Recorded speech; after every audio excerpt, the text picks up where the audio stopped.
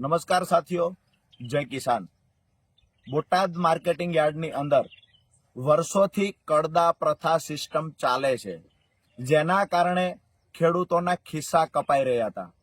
અસંખ્ય ખેડૂતોની અમને ફરિયાદ મળી, જેના કારણે અમે ગઈ 10/10/2025ના રોજ બોટાદ માર્કેટિંગ યાર્ડ ખાતે આ કડદા પ્રથા બંધ કરી ખેડૂતોને જે લૂંટવામાં આવી રહ્યા છે એ સિસ્ટમ બંધ કરવા માટેથી મોટી સંખ્યામાં ખેડૂતોને સાથે લઈ રજૂઆત કરવા પહોંચેલા। અમારી રજૂઆતને સાંભળ્યા પછી પણ એકદમ વ્યાજબી રજૂઆત હોવા છતાં પણ કડદા પ્રથા બંધ થશે આવી અમને લેખિત બાંહેધરી ન મળી। ક્યાંક ને ક્યાંક શાંતિપ્રિય રીતે ગાંધી ચિંધ્યા માર્ગે અમે નક્કી કર્યું કે જ્યાં સુધી લેખિત બાંહેધરી નથી મળતી ત્યાં સુધી માર્કેટિંગ યાર્ડમાં ખેડૂતો શાંતિથી ધરણા કરશે। મોડી રાત્રે પોલીસ આવે છે, લાઠીચાર્જ કરે છે, અમને ઉઠાવી જાય છે। અમને કહેવામાં આવે છે કે માર્કેટિંગ યાર્ડમાં તમારે લોકોએ બેસવાનું નથી। અમે નક્કી કર્યું કે માર્કેટિંગ યાર્ડમાં બેસવા નથી દેતા, કડદા પ્રથા બંધ થશે એની લેખિત બાંહેધરી નથી આપતા, તો અમે બાજુનું ગામ હળદળ છે ત્યાં ખેડૂત પંચાયત બોલાવીશું। તો 12/10/2025 સાંજે 4 વાગે હળદળ ગામમાં ખેડૂત પંચાયતનું અમે આયોજન કર્યું। એમાં પણ પંચાયતમાં ખેડૂતોને ન પહોંચવા દેવા માટે થઈ અસંખ્ય ખેડૂતોની અટકાયત થઈ, આગેવાનોની અટકાયત થઈ, તેમ છતાં ખેડૂતો પંચાયતમાં આવ્યા। હું અને મારા સાથી મિત્ર પ્રવીણભાઈ પણ પંચાયતમાં પહોંચ્યા।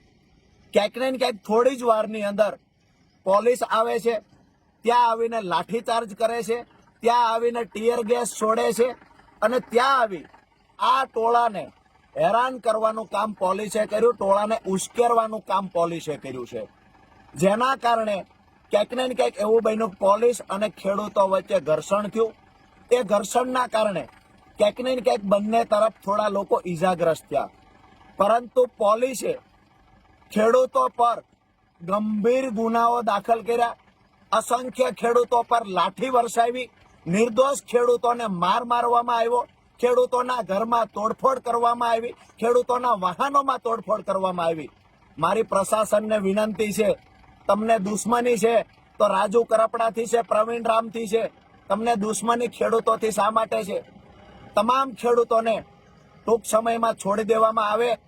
હું અને પ્રવીણભાઈ રામ આવતી 16 તારીખ એટલે કે પરમ દિવસ અમદાવાદ પાર્ટી કાર્યાલય ખાતે બપોરે 11 કલાકે અનશન પર બેસવાના છીએ।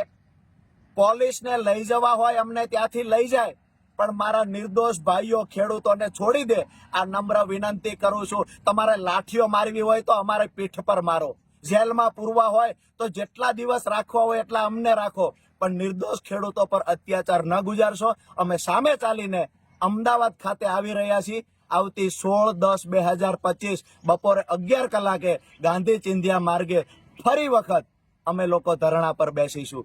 જય કિસાન। સાથે જ તમામ સાથીઓને એક સંદેશ આપવાનો કે અમે લોકો જેલમાં ગયા પછી પોલીસ અત્યાચાર કરવો હોય એટલો કરી લે, અમારા ખેડૂત પરિવારોને બચાવવા માટે તમામ અત્યાચારોમાંથી પસાર થશું, પણ આવતી 31 તારીખે ગુજરાતના કોઈ પણ જિલ્લામાં કિસાન મહાપંચાયતનું આયોજન થાય, માન્ય અરવિંદ કેજરીવાલજી એમાં આવતા હોય તો તમામ ખેડૂતોનું વિનંતી કરું છું કે હું તો ભલે જેલમાં હશું, પણ તમારે લોકોએ ખેડૂત પંચાયતની અંદર ખેડૂતોની તાકાત શું છે એ બતાવવાની છે।